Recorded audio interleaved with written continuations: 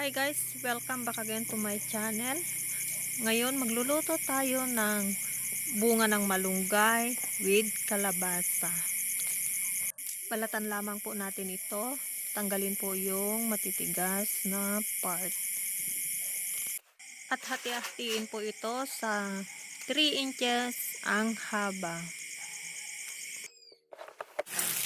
At sa kalabasa naman guys, pwede nyo haluan ito depende o na po tahugan kung ng anong gusto nyo karne, pagkahiwa, pero ng mas baboy, mainam yung o kaya pwede rin lamang yung gawin tinapa pag o kaya hiwain yung ang bawang. dried fish guys. Pero ako ginamit At ko yung dried fish. bunga ng malunggay, priniprito muna.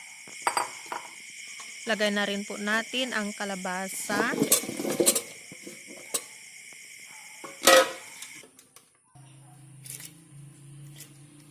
At ilagay na rin po natin ang ating tinapa o kaya yung dried fish.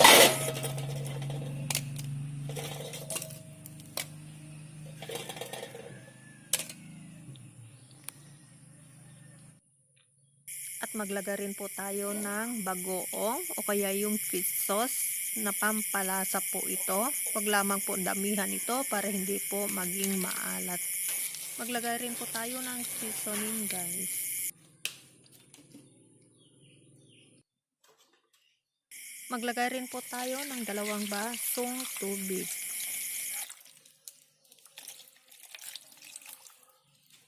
Ang next po na gagawin natin, isalang na po natin ito sa apoy.